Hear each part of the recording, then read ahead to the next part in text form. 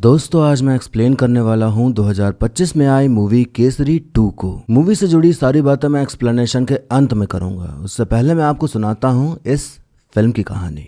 तो मूवी की शुरुआत में हम देखते हैं कि जलियांवाला बाग में हजारों की संख्या में कई लोग इकट्ठा हो रखे हैं। वो सभी ब्रिटिश द्वारा लगाए गए रॉलेट एक्ट के खिलाफ धरना प्रदर्शन कर रहे थे। तभी एक लड़का देखता है कि ऊपर से एक हवाई जहाज जा रहा है। उस लड़के की माँ और छोटी बहन भी मौजूद थी वहाँ पर। तभी वहाँ अपनी फौज लेके आ जाता है जनरल डायर। बिना कोई वार्निंग, बिना कोई बातचीत वो सीधा गोली चलाने का ऑर्डर दे देता है। सेना धड़ाधड़ गोलियां चलाई जा रही होती है। लोग मरते जा रहे होते हैं। लोग भागने की कोशिश करते हैं पर हर जगह से रास्ते बंद थे। लोग गड्ढे में छुपना शुरू कर देते हैं, दीवालों पर चढ़ने लगते हैं, जान बचाने के लिए कुएं में कूद जाते हैं। लेकिन डायर सबको मरवाया जा रहा था। वो लड़का अपनी माँ और बहन को ढूंढते हुए लाशों के नीचे दब जाता है। चंद मिनटों में वो मैदान लाशों से भर जाता है। हर जगह चीखने चिल्लाने की आवाजें और बहता खून। किसी को भी नहीं छोड़ा गया। फिर वो चाहे बच्चा हो, महिला हो, पुरुष हो, सबको मार डाला। बताया जाता है कि जलियांवाला बाग में उठी ये चीखें दरअसल एक धोखे का नतीजा थी। 1914 पहला विश्व युद्ध। इस युद्ध में जब अंग्रेजों को सैनिकों की कमी पड़ने लगी तो उन्होंने हिंदुस्तानियों को एक वादा किया, तुम अपने जवान हमारी लड़ाई में शामिल करो,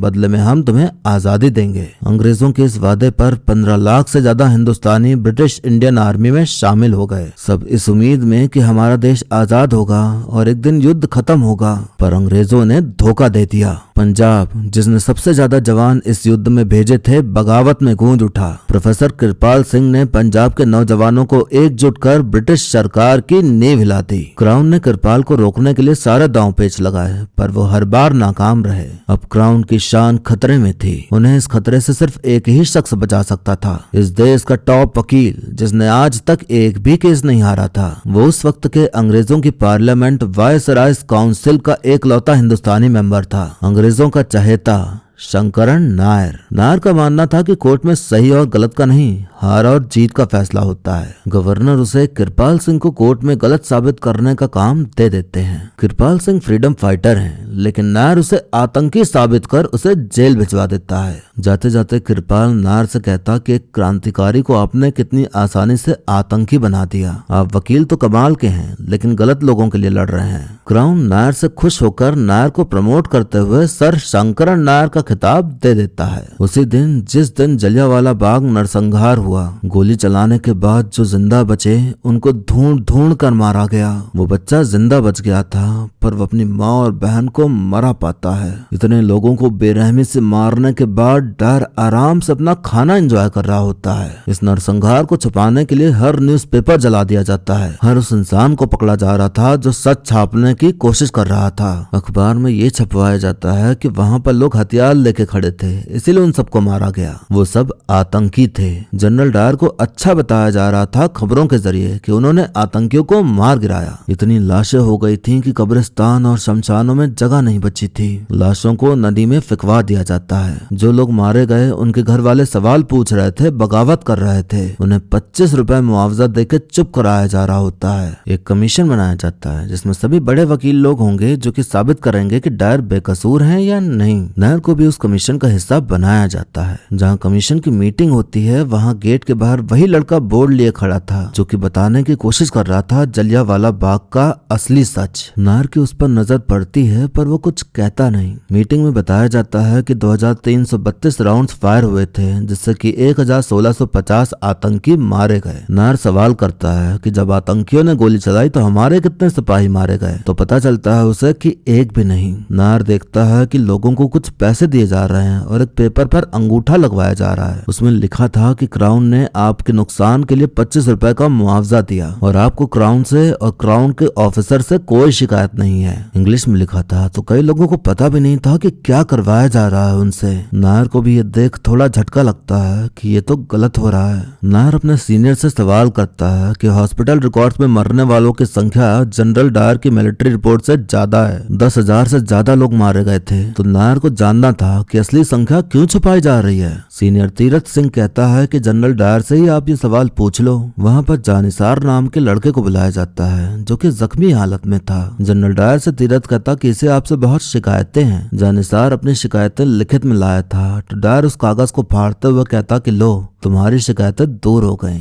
ये सब नायर के सामने इसलिए किया गया, ये बताने के लिए कि आपके सवालों का जवाब भी ऐसा ही कुछ होगा। बेहतर है कि सवाल ना करके जो करवाया जा रहा है आपसे, आप वो करें। नायर एक ऑफिसर से उस लड़के के बारे में पूछता है तो ऑफिसर बताता है कि ये पागल लड़का है, सारे लोग यहाँ मुआवजा ले रहे हैं और ये रोज अखबार बनकर यहाँ पर आ जाता है। कहता है कि कमीशन में एक हिंदुस्तानी तो है, उसे जलियांवाला बाग का सच बताने आया हूँ। उस दिन इसकी माँ और छोटी बहन मारे गए थे। नायर लड़के के घर चला जाता है उससे मिलने। वो उससे कहता कि ये आंदोलन में कुछ नहीं रखा है, कितनी अच्छी पेंटिंग कर लेते हो तुम में हुनर है, तुम स्कूल जाओ और पढ़ाई करो। लड़का कहता कि मेरा नाम प्रगत सिंह है, मैं प्रोफेसर कृपाल सिंह का बेटा हूँ। मेरे बाबूजी चाहते थे कि मैं और मेरी बहन एक आजाद हिंदुस्तान में सांस लें, बस इसीलिए मैं, मेरी छोटी बहन और मेरी माँ गए थे अंग्रेजों के खिलाफ आवाज उठाने, क्योंकि अगर जुल्म करने वाले अंग्रेज गलत हैं तो जुल्म सह कर आवाज न उठाने वाले हिंदुस्तानी उनसे भी ज्यादा गलत हैं। डिनर चल रहा होता है जहाँ ब्रिटिश सरकार के सभी आला अधिकारी मौजूद थे। नायर बाथरूम जा रहा होता है पर ऑफिसर उसे जाने ही नहीं दे रहा होता। जनरल डायर बोर्ड की तरफ इशारा करते हुए कहता कि कुत्ते और भारतीय लोगों का अंदर जाना मना है। आप तो इतने जानकार हैं, आपको तो पता होना चाहिए ना ये। इस तरह बोलकर वो नायर की बेइज्जती करके चला जाता है।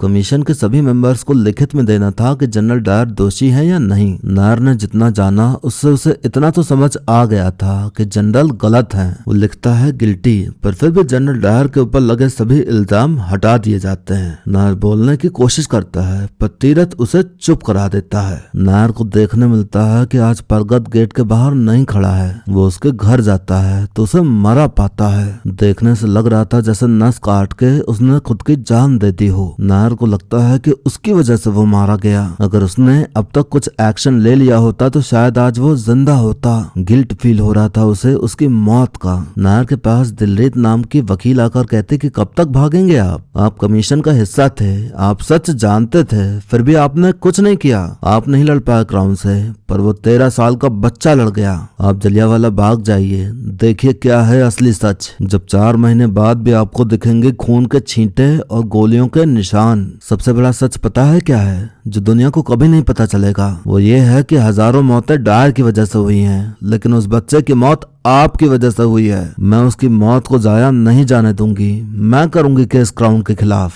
दिलरीत पहुंच जाती है कोर्ट केस लड़ने।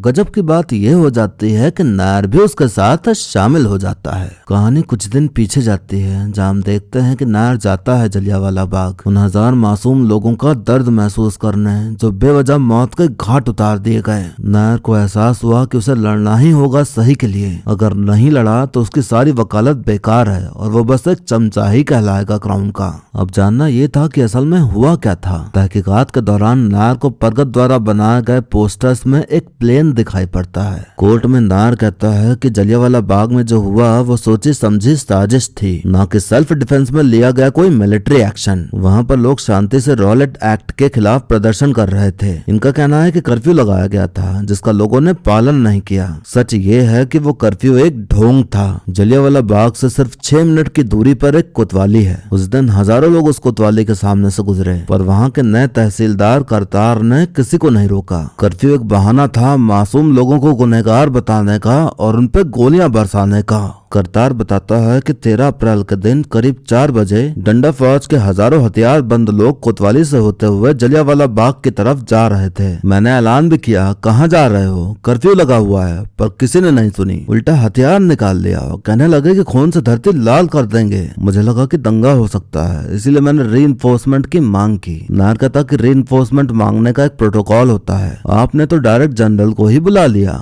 ये कैसे हो गया? ऐलान आपने नहीं, एक दूसरे आदमी ने किया था। ऐलान ये हुआ था कि मशहूर लीडर कन्हैया लाल जी आज शाम जलियांवाला बाग आने वाले हैं, जबकि उस दिन कन्हैया लाल जी पटियाला के कवि सम्मेलन में थे। तो यही कहा जा सकता है कि ये जनरल की साजिश थी कि ज्यादा से ज्यादा लोग जलियांवाला बाग आ सकें। जब जनरल डायर के पास हजारों सिपाहियों की फौज मौजूद थी तो उन्होंने गोरखा और बलूच रेजिमेंट को 10 अप्रैल को एक अर्जेंट टेलीग्राम भेजकर क्यों बुलाया? क्या इसलिए कि उनको पता था कि सरदार रेजिमेंट अपने लोगों पर गोली नहीं चलाएगी। 13 अप्रैल को एक हवाई जहाज जलियांवाला बाग के ऊपर से गुजरता है, जमीन के बहुत करीब से, फिर रास्ता बदलकर बेस पर वापस चला जाता है। ये हुआ था जनरल डायर के आने से आधा घंटे पहले। डायर का वकील कहता कि वो हवाई जहाज एक ऑफिसर को अमृतसर से जलंधर ट्रांसफर कर रहा था। नायर कहता कि मिलिट्री रिकॉर्ड्स में उस ऑफिसर के ट्रांसफर करने का रिकॉर्ड क्यों नहीं लिखा, फिर इतनी बड़ी भूल कैसे हो गई। सच तो ये है कि उस हवाई जहाज को इसलिए भेजा गया था ताकि वो डायर को जानकारी दे सके कि कितनी भीड़ जमा हुई है। 9 अप्रैल रामनवमी का त्योहार। अमृतसर के हिंदू लीडर सत्यपाल सिंह और मुस्लिम लीडर सैफुद्दीन ने मिलकर ये त्योहार मनाया। इससे ब्रिटिश सरकार घबरा गई थी कि डिवाइड एंड रूल वाला फंडा कैसे चलेगा अगर ये सब एक हो गए तो, इसीलिए नरसंहार किया गया। ऑफिशियल मौतें 1650 बताई गयी, लेकिन असल में मौतें जितनी हुई हैं वो हम कभी नहीं जान पाएंगे। डायर को यकीन था कि ये केस ट्रायल तक पहुंचेगा ही नहीं, डिसमिस हो जाएगा, पर जज जनरल डायर के खिलाफ कार्रवाई करने का आदेश दे देते हैं। नायर बाथरूम जाता है तो मना होने के बाद भी इस बार आदमी जाने देता है, क्योंकि वो उनके हक के लिए लड़ रहा था। अब अखबारों में खबरें छपना भी शुरू हो जाती हैं और लोगों तक पहुंचने लगता है जलियांवाला बाग नरसंहार का सच। तीरथ ब्रिटिश अधिकारियों से कहता है कि हमें किसी ऐसे को लाना होगा अब जो नायर को मुंह तोड़ जवाब दे सके। तीरथ जाता है मैकिन्ले नाम के वकील के पास, जो कि बहुत बढ़िया वकालत करता है पर अभी बेरोजगार चल रहा था। डिवाइड एंड रूल करते हुए तीरथ उसे नायर के खिलाफ भड़का देता है कि तुम्हें काउंसिल का मेंबर बनाया जा रहा था, पर नायर ने बनने नहीं दिया। वो दूसरा दावेदार था तो उसने तुम्हारे खिलाफ अफवाह फैलाई और खुद मेंबर बन गया। अब काउंसिल में सीट खाली है तो मैंने तुम्हारा नाम दिया है, क्या मेंबर बनना चाहोगे तुम काउंसिल के? मैकिन्ले मेंबर बन डायर की तरफ से केस लड़ने को तैयार हो जाता है। मैकिन्ले कहता कि प्रेस वालों ने मेरे क्लाइंट को पहले ही दोषी करार कर दिया है, उनके खिलाफ खबरें छाप छाप के। मैं चाहता हूँ कि प्रेस को कोर्ट से बाहर कर दिया जाए। जज साहब ऐसा कर देते हैं। मैकिन्ले कहता कि जनरल डायर और उनके ऑफिसर सिर्फ अपनी ड्यूटी निभा रहे थे। वो मार्था नाम की एक लड़की को कटघरे में बुलाता है। वो बताती है कि मैं कॉलेज में म्यूजिक टीचर हूँ। 10 तारीख की शाम को 5:30 बजे कॉरिडोर में अचानक किसी आदमी ने मुझे झपट लिया। वो मुझे घसीट के स्टोर रूम ले गया और मेरे साथ जबरदस्ती की। मैकिन्ले कहता कि मार्था के साथ गलत किया है तनवीर नाम के लड़के ने। ये डंडा फौज का स्टूडेंट लीडर है। इस आदमी ने अपना गुनाह कबूल भी कर लिया है, वो भी बड़े गर्व से, क्योंकि डंडा फौज के हिसाब से ये जबरदस्ती गुनाह नहीं है, क्रांति है। 12 तारीख की रात को तनवीर को हिरासत में लिया गया। अपने लीडर के अरेस्ट की खबर सुनकर डंडा फौज के सदस्यों ने हथियार उठा लिया। 13 तारीख को पहले से जलियांवाला बाग में हजारों की तादाद में लोग हिंसाकारी प्रदर्शन कर रहे थे। डंडा फौज के लोग उस भीड़ में घुल मिल गए और उन्होंने लोगों को उकसाना शुरू किया। वो सब लोग 1857 जैसी बगावत शुरू करना चाहते थे ब्रिटिश राज के खिलाफ। जो तनवीर ने मार्था के साथ किया वो सारे ब्रिटिश औरतों के साथ करना चाहते थे, और इसलिए जनरल डायर ने हम सबकी हिफाजत के लिए ये कदम उठाया। मैकिन्ले ने पूरा केस ही पलट कर रख दिया। नायर कुछ बोल ही नहीं पाते और ब्रिटिश महिलाएं नायर के खिलाफ धरना प्रदर्शन करना शुरू कर देती हैं कि वो दुष्कर्म करने वाले लोगों को सपोर्ट कर रहा है। लोग नायर के मुंह पर कालिक पोत देते हैं। नायर फिर भी हार मानने को तैयार न था। वो ठान चुका था कि वो मारे गए सभी लोगों को न्याय जरूर दिलाएगा। दिलजीत और नायर मार्था के केस की पूरी तहकीकात करना शुरू कर देते हैं। दिलजीत सबूतों के जरिए ये साबित कर देती है कि मार्था झूठ बोल रही है। दरअसल तनवीर मार्था का ही प्रेमी है। मार्था कबूल करती है कि हाँ वो मेरा प्रेमी है। उस दिन प्रिंसिपल ने हमें स्टोर रूम में पकड़ लिया था। मैं एक इंडियन स्टूडेंट के साथ थी। ये कॉलेज के लिए बहुत बड़ा गुनाह था। वो हमें पुलिस स्टेशन ले गए। पुलिस ने एक डील ऑफर की कि मैं तनवीर पर दुष्कर्म का इल्जाम लगा दूं, नहीं तो वो लोग उसे मार देंगे और मेरा करियर भी बर्बाद कर देंगे। मेरे पास और कोई विकल्प नहीं था, इसलिए ऐसा किया। मैकिन्ले का सारा प्लान धरा का धरा रह जाता है। नायर को याद आता है जानिसार जिसके साथ कुछ हुआ था, तो वो उससे मिलने जाता है और उसकी सारी बात सुनता है। वो बताता है कि एक आदमी है मेजर ब्रिक्स, वो आपकी मदद कर सकता है मिलिट्री फाइल्स लाने में, जिससे कि काफी कुछ पता चल सकता है आपको। उस दिन मेजर ब्रिक्स भी गए थे जनरल डायर के साथ, पर उन्होंने गोली चलाने से मना कर दिया था। नायर जनरल डायर को कटघरे में बुलाकर बताता है कि जानिसार इनकी ही फौज का आदमी है। 2 महीने पहले जनरल डायर ने उसे अपने लोहे के जूतों से 25 बार मारा, बड़ी बेरहमी से। उसकी गलती बस इतनी थी कि वो बेस पर 15 मिनट लेट आया, तो इन्होंने उसे इतना मारा कि उसकी हड्डियां तोड़ डाली। उस रात 25 फौजी घूमने निकले थे और 25 के 25 15 मिनट लेट आए, लेकिन इन्होंने सिर्फ जानिसार को पीटा क्योंकि वो हिंदुस्तानी है। जनरल डायर की मिलिट्री सर्विस रिकॉर्ड से पता चलता है कि वो दिमागी रूप से बीमार बीमार हैं। इनकी बीमारी का नाम है इंटरमिटेंट एक्सप्लोसिव डिसऑर्डर। इनसे अपना गुस्सा संभाला नहीं जाता। बचपन में जब ये स्कूल गए तो इनके हकलेपन की वजह से कुछ हिंदुस्तानी बच्चों ने इनका मजाक बनाया, इनको हकला हकला कह के चिढ़ाया। जनरल डायर के पिता हिंदुस्तानियों से नफरत करने को अपना अधिकार समझते थे। उन्होंने जनरल डायर को ये अधिकार विरासत में दिया। जनरल डायर को नफरत है हम हिंदुस्तानियों से, नफरत भरी गई है बचपन से इनके दिमाग में, और वही नफरत इन्होंने जलियांवाला बाग में निकाली। इन्होंने लोगों को बेरहमी से मारा, उनको कुएं में कूदने पर मजबूर किया, क्योंकि ये दिल, दिमाग, आत्मा हर जगह से हकले हैं। ये सुनकर डायर अपना आपा खो देता है और चिल्ला के कहता है कि मुझे तुमको भी मार देना चाहिए जैसे उन सबको मारा था। डायर ने खुद कन्फेस कर लिया कि उसने ही मारा था उन सबको। अगली कोर्ट हियरिंग में नायर आता ही नहीं है। नायर ने मेजर ब्रिक्स के जरिए मिलिट्री फाइल निकलवाई थी, जो कि एक तरह से गैर कानूनी ही था। ये बात मैकिन्ले ने पकड़ ली और उसके घर में रेड डलवा दी। नेशनल सिक्योरिटी ब्रीच करने के जुर्म में नायर को हिरासत में ले लिया गया। नायर के गैर मौजूदगी में जज और जूरी आपसी सहमति से जनरल डायर पर लगाए गए सारे चार्जेस हटाते हुए उसे आजाद कर देती है। जब फैसला सुना दिया गया तब नायर को छोड़ दिया जाता है। नायर अपने गांव चला जाता है और दिलरेत अपने घर चली जाती है। उसकी शादी कराई जा रही होती है। अब नायर को पंजाब से कई खत आते रहते थे, जिसमें से एक कृपाल सिंह का था। उसने लिखा था कि मेरे बेटे ने बताया था कि तुम घर आए थे उससे मिलने। इससे पहले कि खत का जवाब दे पाता, मुझे खबर मिली कि उसने अपनी नस काट ली है। मेरा बेटा कबड्डी का उस्ताद था। 3 लोग लगे होंगे उसकी नस काटने में। 2 ने हाथ और पैर पकड़े होंगे और एक ने नस काटी होगी, और काटने के बाद कलाई पकड़ के बैठे रहे होंगे। इंतजार किया होगा, उसे झटपटाते हुए देखा होगा, तब तक जब तक उसकी आंखों की रोशनी चली ना गई हो। मेरा बेटा बहुत शातिर क्रांतिकारी था। वो जानता था कि एक दिन ऐसा होगा, इसलिए खेल खेल में धीरे धीरे अपनी रोशनी तुम्हें दे गया। उम्मीद करता हूँ कि तुम मेरे बेटे की रोशनी कभी बुझने नहीं दोगे।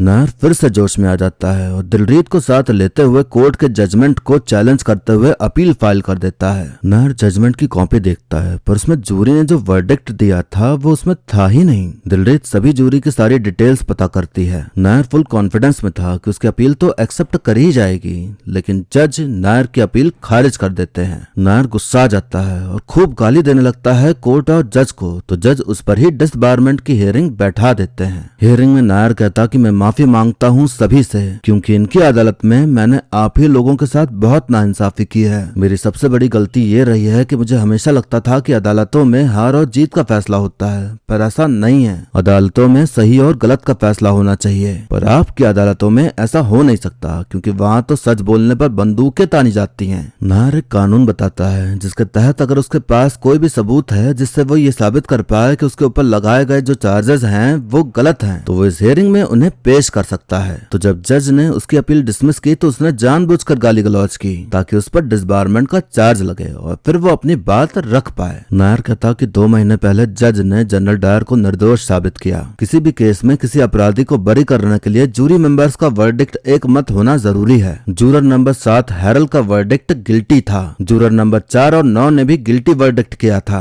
इन सबको क्राउन ने धमकाया और घूस भी दी थी इनको चुप रखने के लिए। क्राउन ने जज को भी घूस देकर उन्हें हिंदुस्तानियों के खिलाफ कर दिया और इसी वजह से जूरी वर्डिक्ट को ऑफिशियल जजमेंट से हटाया गया। जलियांवाला बाग का एक ही सच है जो पूरी दुनिया आज जान ले, जनरल डायर और ब्रिटिश क्राउन दोषी हैं नरसंहार के लिए। डायर ने हिंदुस्तानियों को सिर्फ बंदूकों से नहीं मारा, उसने घायलों को 12 घंटे तक बाग से निकलने नहीं दिया ताकि गिद्ध और कौवे उन्हें जिंदा खा सकें। मैं हमेशा सोचता था कि एक इंसान दूसरे इंसान के साथ ऐसा कैसे कर सकता है, पर पिछले 2 सालों में मैं ये समझ गया हूँ कि हम हिंदुस्तानी इन लोगों के लिए इंसान हैं ही नहीं, जानवर हैं हम लोग इनके लिए। इसीलिए अपने क्लब के बाहर बोर्ड्स लगा देते हैं, dogs and Indian are not allowed, और इसीलिए हमारे जवानों को भेड़ बकरियों की तरह वॉर में कटने के लिए भेज दिया जाता है। 74,000 से ज्यादा हिंदुस्तानी सैनिक मरे थे उस लड़ाई में, जो लड़ाई हमारी थी भी नहीं। ये हमें अपने ही अनाज के लिए तरसाते हैं, और जब हम तरसते तरसते जब खाने पर टूट पड़ते हैं तो ये लोग हंस के हमारा मजाक उड़ाते हैं और कहते हैं कि इन जानवरों को खाना खाने की तमीज नहीं है। हाँ, हम जानवर हैं जिसकी सिर्फ चीख हो सकती है पर आवाज नहीं, जिसको सर झुकाने के लिए कानून तो मिला है पर इंसाफ नहीं, जिसका झुंड हो सकता है लेकिन देश नहीं। ये जानवरों का झुंड अब देश बनने जा रहा है और ये जानवर अब चीखेगा नहीं, गुर्राएगा। कल सुबह की रोशनी पूरब से नहीं आप लोगों के अखबारों से निकलेगी, और कल जब अखबारों से रोशनी निकलेगी तो उनकी बंदूकें हकलाना शुरू करेंगी। और मुझे चाहे गोली मार दीजिए या जो करना है करिए, पर एक बात ध्यान से सुन लीजिए, मेरे देश से निकल जाओ, तुम लोग चले जाओ यहाँ से। नायर के साथ वहाँ मौजूद सभी हिंदुस्तानी उसका साथ देते हुए आजादी के नारे लगाने लग जाते हैं। कृपाल सिंह को खुशी होती है कि नायर ने उसके बेटे को इंसाफ दिलाया, उसके लिए लड़ा, उसकी रोशनी बुझने नहीं दी। हर जगह शंकरन नायर छा गए थे, सब उनकी ही वाहवाही कर रहे थे। मैकिलनी को भी समझ आ गया था कि वो गलत का साथ दे रहा है। वो अंग्रेजों से नाता तोड़ लेता है और नायर से अपनी मिसअंडरस्टैंडिंग भी क्लियर कर लेता है। अंग्रेजों की पुलिस में जो हिंदुस्तानी भर्ती थे अब वो भी बगावत पर उतर आते हैं। केस के बाद गवर्नर को भी पद से हटा दिया गया। 20 साल बाद गवर्नर को क्रांतिकारी उधम सिंह ने जलियांवाला बाग हत्याकांड का बदला लेते हुए गोली मार दी। इस केस के बाद डायर को सेना से हटा दिया गया। इंग्लैंड वापस आने के बाद भी ये सदमा उन्हें सताता रहा। उसे कई दौरे पड़े और आखिर में 23 जुलाई 1927 को सेरेब्रल हैमरेज से उसकी मौत हो गई। जब मौत हुई तब वो एकदम अकेला था। शंकरन नायर ने अपनी आखिरी सांस तक अंग्रेजों के खिलाफ लड़ाई लड़ी। न्याय के लिए लड़े गए उनके संघर्ष को पंजाब के लोग आज तक नहीं भूले हैं। अमृतसर की पावन मिट्टी पर घटे उस नरसंहार को 106 साल हो चुके हैं, पर अभी तक हम पर जुल्म ढाने वाले अंग्रेजों ने रत्ती भर भी शर्म नहीं दिखाई। जलियांवाला बाग के शहीदों के परिवार उस एक शब्द को सुनने का इंतजार कर रहे हैं जो अंग्रेजों ने आज तक नहीं कहा, सॉरी। हमें जलियांवाला बाग के सभी शहीदों के नाम बताए जाते हैं और फिर इसी सच्ची कहानी के साथ ये मूवी यहीं पर खत्म हो जाती है। तो दोस्तों मेरे पास ज्यादा कुछ बोलने को है नहीं, क्योंकि सभी चीजें मूवी में थी जो कि काफी डिटेल में बताई गई कि अब उसके अलावा कुछ बोलने की जरूरत नहीं है। अब फिल्म बहुत अच्छी है और बहुत अच्छे से बनाई गई है। कहीं भी आपको ऐसा फील नहीं होगा कि अरे यार वही देशभक्ति वाली चीजें दिखा रहे हैं, नया क्या है। इसमें कोई हवाई वाले डायलॉग नहीं है, फालतू की मारधाड़ नहीं है। इसमें दिखाया है सिर्फ और सिर्फ जलियांवाला बाग का सच। ऐसी फिल्में हमें उन लोगों को याद करने का मौका देती हैं जिन्होंने हमारे देश के लिए खुद को झोंक दिया आजादी की लड़ाई में। हमें मौका देती हैं उन सभी क्रांतिकारियों को शुक्रिया कहने का जिनकी वजह से आज हम इस तरह आजादी से जी पा रहे हैं। देश के लोगों का दोगलापन भी है, लेकिन जब द कश्मीर फाइल्स आती है, जब छावा मूवी आती है या जब केसरी 2 मूवी आती है, तब कहा जाता है देखो क्या हुआ था हमारे इतिहास में, जानो लोगों को जिन्होंने हमारी आजादी के लिए अपनी जान दांव पर लगाई। पर जब फिल्म आती है संतोष या फूले तो उसे रिलीज होने ही नहीं दिया जाता। क्यों? क्योंकि जो लोग छावा या द कश्मीर फाइल के सपोर्ट में खड़े थे उन्हें याद आ जाता है कि अरे हम भी तो वही थे जिन्होंने हम लोगों पर अत्याचार किया, हम भी तो वैसे ही थे। तब फिर आता है कि ये सब तो पिछली बातें हैं, अब तो सब सही हो गया है। ऐसी फिल्में लोगों का मन भटका देंगी, झगड़े करवा देंगी। जब द कश्मीर फाइल्स और छावा जैसी फिल्में हमारा इतिहास बताती हैं तो फूले जैसी मूवी भी हमारा इतिहास ही बता रही है। तो अपनी गलतियों को देखने में कैसी शर्म। जब इतिहास को याद करना ही है तो हर उस फिल्म का स्वागत करना चाहिए जो हमारी हिस्ट्री से रिलेटेड हो। फिर भेदभाव क्यों करना। अब जब आपने केसरी 2 देखी तो ये देख के आप अंग्रेजों से सॉरी बुलवाने तो नहीं चले गए ना। आपने मूवी देखी, आपने सब जाना समझा और लोगों को शेयर किया कि ऐसा ऐसा हुआ था हमारे साथ। वैसे ही बाकी मूवी के साथ है, लोग देखेंगे, जानेंगे, समझेंगे। फिर आपको डर क्यों है किसी चीज का।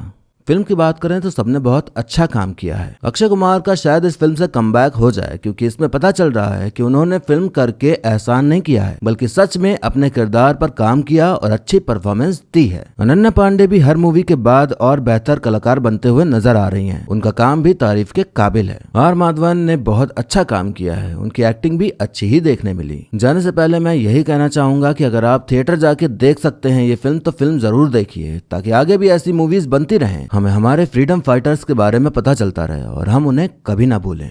अब और कुछ तो बताने को है नहीं, तो वीडियो को यहीं पर खत्म करते हैं। लेकिन जाने से पहले आप बताइए कि आपको मूवी की कहानी और मेरा एक्सप्लेन करना कैसा लगा। अच्छा लगा हो तो वीडियो को लाइक कर दीजिए और नहीं लगा हो अच्छा तो डिसलाइक का भी विकल्प आपके लिए मौजूद है। अगर आप मेरी आवाज में मूवी सीरीज की कहानी सुनते रहना चाहते हैं तो आप इस चैनल को सब्सक्राइब कर लीजिए, ताकि आने वाली वीडियोस की खबर आप तक पहुंच जाए। बाकी मिलते हैं अब अगली वीडियो में, तब तक के लिए टाटा बाय बाय और नमस्ते।